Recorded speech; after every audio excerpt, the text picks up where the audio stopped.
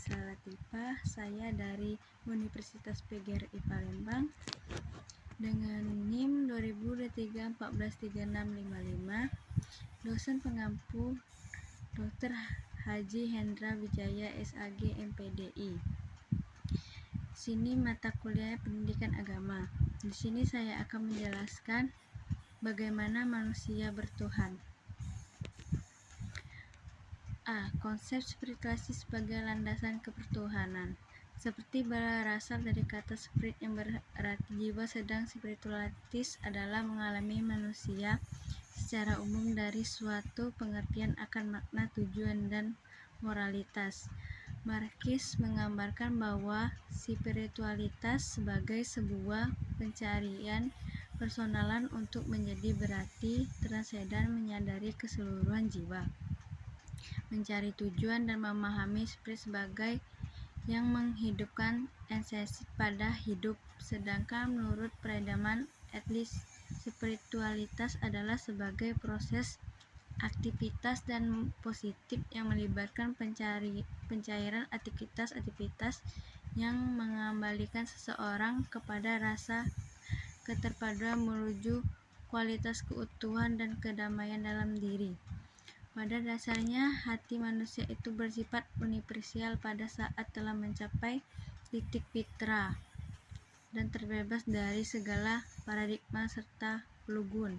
Dalam keadaan fitrah Godsport ini, manusia merasakan ketenangan jiwa yang menjadi dasar segala tingkah lakunya serta menggunakan suara hati sebagai penuntut hidup menuju kebenaran, dan semua itu bersumber dari Allah, Tuhan semesta alam yang Maha Kuasa. Sebagai firman Allah dalam surat As-Sajadah ayat 9 yang artinya, kemudian Dia menyempurnakan dan menipukan ke dalam roh ciptaannya, dan Dia menjadikan bagian kamu mendengarkan penglihatan dan perasaan hati, tetapi kamu sedikit sekali bersyukur. B. Alasan mengapa manusia memperlakukan spiritualitas. Ada 5 alasan mengapa membutuhkan spiritualitas untuk tetap mampu mengerjakan panggilan hidup di dunia ini. 1. Menjaga integritas diri di tengah realitas dunia yang fana dan tak menentu. 2. Untuk mengembangkan hati nurani yang takut akan Tuhan. 3. Untuk mengadakan dorongan ego dalam diri.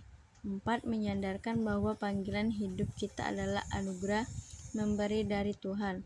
5. Saranan pelatihan kepekaan diri kita di dalam mengagilan makanan kenyataan hidup. C. Menggali sumber psikologis, sosiologis, filosofis, dan teologis tentang konsep ketuhanan. 1. Bagaimana Tuhan dirasakan kehadiran dalam perspektif fisiologis. Menurut hadis Nabi, orang yang sedang jatuh cinta cenderung selalu mengingat dan menyebut orang yang dicintainya. Man haba syai'in kasurah tizkruhu. Kata Nabi, orang juga bisa diperbudak oleh cinta. Manhaba syaibahu abduhu. Kata Nabi juga, ciri-ciri dari cinta sejati ada 3. 1. Lebih suka berbicara dengan dicintai dibanding dengan lain. 2. Lebih suka berkumpul dengan yang dicintai dibandingkan dengan yang lain.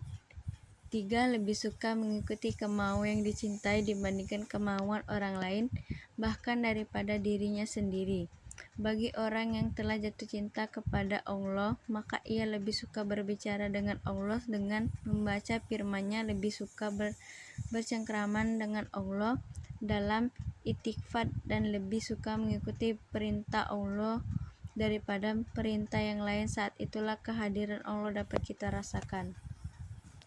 Bagaimana Tuhan disembahkan masyarakat dalam perspektif sosiologi.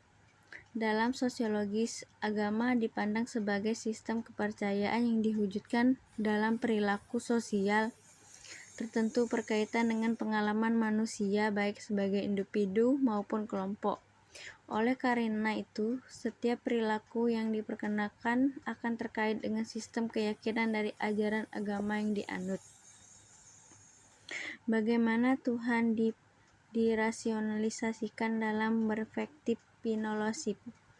Filsafat ketuhanan adalah pemikiran tentang Tuhan dengan pendekatan akal budi, yaitu pemakaian apa yang disebut sebagai pendekatan filosofis bagi orang yang menganut agama tertentu, terutama agama Islam, Kristen, Yahudi, akan menambahkan pendekatan wahyu di dalam usaha pemikirannya. Jadi, filsafat ketuhanan adalah pemikiran para manusia dengan pendekatan akal budi tentang Tuhan. Usaha yang dilakukan manusia ini bukanlah untuk menemukan Tuhan secara absolut atau mutlak, namun mencari pertimbangan kemungkinan bagi manusia untuk sampai pada kebenaran tentang Tuhan. Konsep tentang Tuhan dalam perspektif teologis.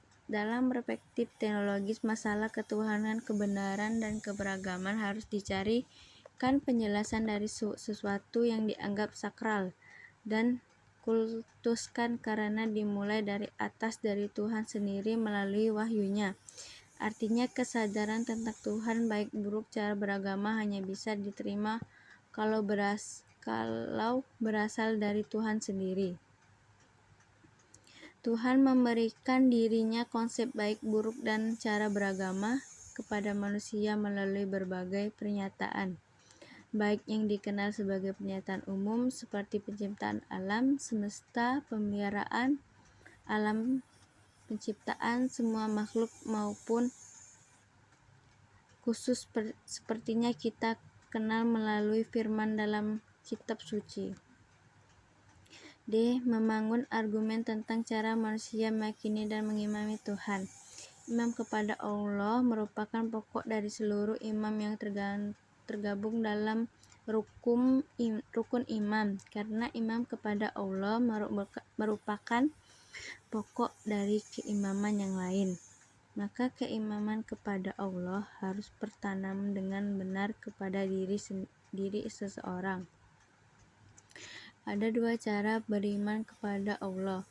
A. Bersifat ijmali. Cara beriman kepada Allah yang bersifat ijmali maksudnya adalah bahwa kita mempercaya Allah secara umum atau secara garis besar. B. Bersifat tafsil. Maksudnya adalah mempercayai Allah secara rinci. Kita wajib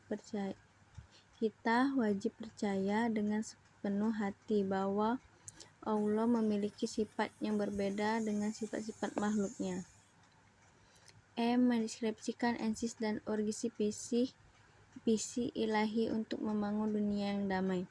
Agar manusia dapat tetap konsisten dalam kebaikan dan kebenaran Tuhan, maka manusia dituntut untuk membangun relasi yang baik dengan Tuhan. Manusia tidak akan mampu membangun relasi yang harmonis dengan Tuhan apabila hidupnya lebih didominasikan oleh kepentingan ragawi dan pedawi. Oleh karena itu, sisi spiritualitas harus memainkan peran utama dalam kehidupan manusia sehingga ia mampu merasakan kehadiran Tuhan dalam setiap gerak dan sikapnya. Kesimpulannya, dalam konsep Islam ketuhanan disebut dengan menyembah Allah dan meyakini bahwa Allah sebagai Maha Tinggi, yang nyata dan esa, penciptaan yang maha kuat dan maha tahu, yang abadi, menentukan takdir dan hakim bagi semesta alam. Islam menitikkan beratkan konseptualisasi Tuhan sebagai yang tunggal dan maha kuasa. Awal mula manusia mulai mengenal dan meyakini adanya Tuhan ketika usia 2-6 tahun, yaitu masa kanak-kanak awal derajat 1987-69.